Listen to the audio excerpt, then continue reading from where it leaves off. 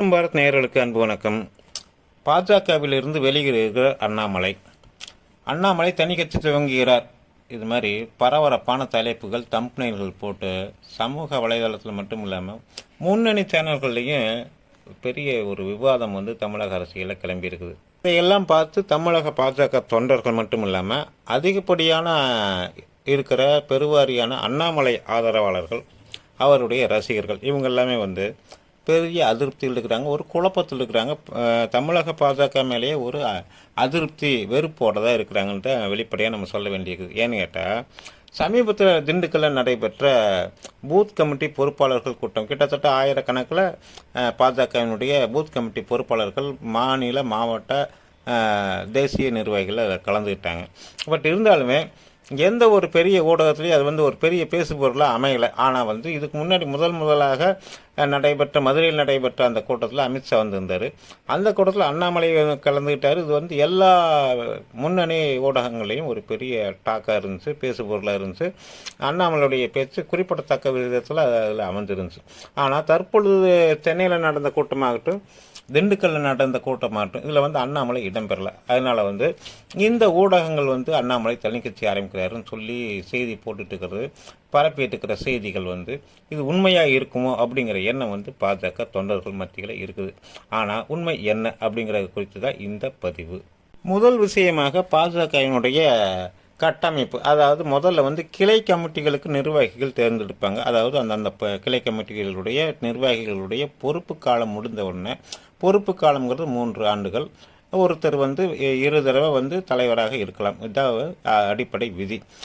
கிளை கமிட்டிகளுடைய பதவிக்காலம் முடிந்தோடனே புதிய நிர்வாகிகள் தேர்ந்தெடுக்கப்பட்டதுக்கு அப்புறம் மண்டல், அதாவது நகரம், ஒன்றியம், இது மாதிரி மண்டல் கமிட்டிகளுக்கு தேர்தல் நடைபெறும். ஏகமனதாக நியமனங்கள் செய்யப்படுவாங்க. இது முடிஞ்சதுக்கப்புறம் மாவட்ட கமிட்டிகள் அமைக்கப்படும். இந்த மாவட்ட கமிட்டிகளுடைய அமைப்பு தேர்தல் நடந்து முடிஞ்சதுக்கப்புறமா அதற்கப்புறம் மாநில நிர்வாகிகள், இது தேசிய அளவில் எல்லா மாநிலத்திலையுமே நடக்கும். இதெல்லாம் முடிஞ்சதுக்கு அப்புறம் தான் இப்போ தேசிய தலைவராக திரு ஜே.பி. நட்டா அவர்கள் இருக்கிறாங்க. அவர் மற்றும் இல்லாமல் அந்த கமிட்டி, தேசிய கமிட்டியுடைய நிர்வாகிகள் தேர்தல் நடைபெறும். பொறுப்பாளர்கள் அறிவிக்கப்படுவார்கள். இதுபோல் நடப்பதுதான் வழக்கம். தமிழகத்திலேயும் அதே மாதிரி தான் அனைத்து மாநிலங்களுக்கும் மாநில நிர்வாகிகள் நியமனம் நடந்த போது நயினார் நாகேந்திரன் அவர்கள் அண்ணாமலை அவர்களுடைய பதவி, அதாவது மாநில தலைவராக நியமிக்கப்பட்டார். அண்ணாமலை அவர்கள் தான் அவருடைய வேட்புமனுவையே முன்மொழிஞ்சது, எல்லாருக்குமே தெரியும். இந்த நிலையில் தான் இன்னும் தேசிய நிர்வாகிகள் முழுமை அடையலை. அதாவது தேசிய தலைவர், தேசிய பொதுச் செயலர், இது மாதிரி பதவிகளில் நிரப்பப்படலை, தேர்தல் நடத்தப்படலை. இந்த நிலை தான் நீடிக்குது. இப்படி இருக்கிறப்ப தான் அண்ணாமலைக்கு என்ன பதவி அப்படிங்கிறது ஊடகங்களில், தமிழக ஊடகங்களில், அதுவும் குறிப்பாக திராவிட முன்னேற்ற கழகத்துக்கு ஆதரவாக சொம்பு தூக்குகின்ற ஊடகங்கள் மத்தியில் இது பேசு பொருளாக நடந்துட்டு இருக்குது. ஆனால் அதே சமயம் தமிழகத்தில் நடைபெற்ற சட்டம் ஒழுங்கு சீர்கேடு, இதை பற்றியெல்லாம் எந்த ஒரு முன்னணி ஊடகமும் பேச மறுக்குது. எனவே ஒரு புறம் இருக்க, பூத் கமிட்டி அந்த அடிப்படை கட்டமைப்பு அதை வலுப்படுத்தணுங்கிற ஒரு இன்சார்ஜ், அந்த ஒரு அசைன்மெண்ட் மாநில தலைமை கையில் கொடுத்துருக்குறாங்க. தமிழ்நாட்டில் நயினார் நாகேந்திரன் தலைமையிலான மாநில குழு அதை பார்த்துட்டு இருக்கிறாங்க.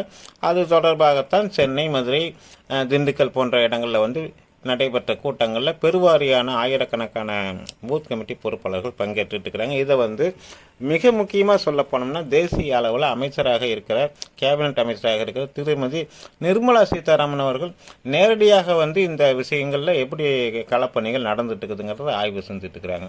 இது ஒரு புறம் இருக்க, தேசிய ஜனநாயக கூட்டணியில் நீண்ட நாட்களாக இடம்பெற்றிருந்த டிடிவி தினகரன் தலைமையிலான அம்மா மக்கள் முன்னேற்ற கழகம் கூட்டணியிலிருந்து வெளியேறுகிறாங்க ஒன்று. அதே சமயம் ஓபிஎஸ் அவர்களும் கூட்டணியிலிருந்து கொஞ்சம் சற்று விலகித்தான் இருக்கிறார். இது போல் விஷயங்கள் ஊடகங்களில் பெருமளவு இருக்கிறதுனால பாஜக தொண்டர்கள் மத்தியில் அண்ணாமலை இருந்தப்போ தேசிய ஜனநாயக கூட்டணி வலுவாக கட்டுக்கோப்பாக இருந்துச்சு அப்படிங்கிற ஒரு கருத்து விதைக்கப்பட்டிருக்குது. இதை நம்ம மறுக்க முடியாது. அடுத்ததாக திரு அண்ணாமலை அவர்களுடைய ரோலை பற்றி தான் நம்ம இப்போ பார்க்க போகிறோம். என்னன்னு கேட்டால், அண்ணாமலை அவர்கள் தற்போது தேசிய பொதுக்குழு உறுப்பினர், அவ்வளோதான். ஆனால் அவர் பத்திரிகையாளர்களை சந்திக்கிறத பற்றி எந்த விதமான அனுமதி மறுப்பு தேசிய தலைமையிலேருந்து இல்லை. அவர் தொடர்ந்து பத்திரிகையாளர்களை சந்தித்துட்டு இருக்கிறார் ஒன்று. இன்னொன்று டிடிவி தினகரன் அவர்களை போய் சந்திச்சிருக்கிறாரு, திரு ரஜினிகாந்த் அவர்களையும் சந்திச்சிருக்கிறாரு. ஓபிஎஸ் கூட நான் அவருக்கு நேரம் கிடைத்தால் நாங்கள் சந்திக்க இருக்கிறேன் அப்படின்னு சொல்லி இன்னைக்கு கூட அவர் வந்து ஒரு செய்தியை சொல்லியிருக்கிறார்.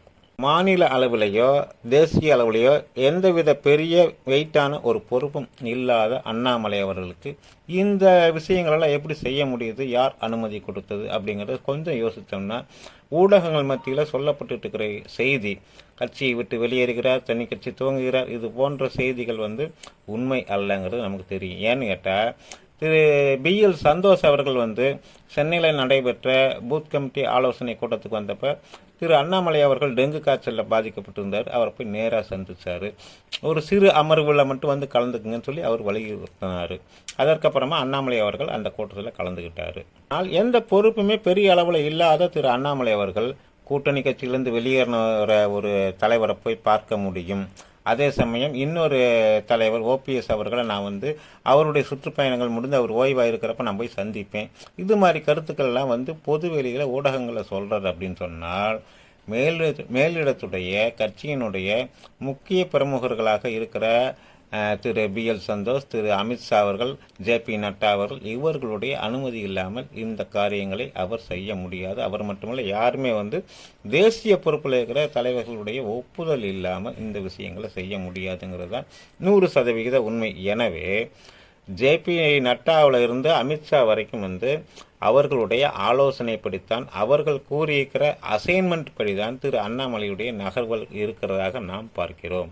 அதே சமயம் எடப்பாடி திரு பழனிசாமி அவர்களுக்கு டிடிவி OPS இவர்கள் மீது வந்து ஒரு பெரிய அபிப்பிராயம் இல்லை, அவர்கள் கூட்டணியில் நீடிக்கிறத அவர் விரும்பலை அப்படிங்கிற தகவல்கள் இது எல்லாமே வந்து ஒவ்வொரு குழுவும் பாஜகவில் ஒவ்வொரு குழுவுக்கு ஒவ்வொரு அசைன்மெண்ட் கொடுத்து அது பார்க்கல அது நடந்துட்டு இருக்குது.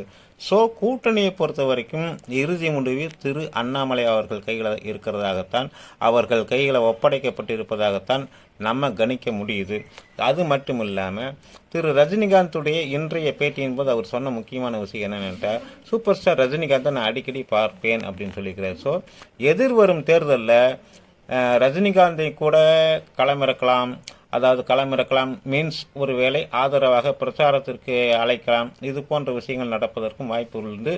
அதே போல் வேறு சிலரையும் மிக முக்கியமான பிரபல பிரமுகர்களையும் களமிறக்கிறதுக்கான நடவடிக்கைகளை தேசிய தலைமை ஈடுபட்டிருக்கலாம். அதற்கான முன்னெடுப்புகளை அண்ணாமலை வசம் ஒப்படைக்கப்பட்டிருக்கலாம் எனவும் கூறப்படுகிறது.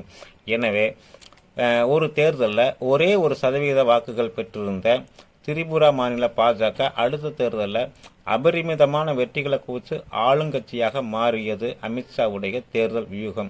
இது உதாரணம். இதே போல தற்பொழுது தமிழகத்தின் மீது கண் பார்வையை பதித்திருக்கும் அமித்ஷா அவர்கள் அண்ணாமலையின் உதவியுடன் அதை சாதித்து முடிப்பார் என்பதே உண்மை. பொறுத்திருந்து பார்ப்போம் அடுத்த கட்ட அதிர்வுகளையும் நகர்வுகளையும். நன்றி, வணக்கம்.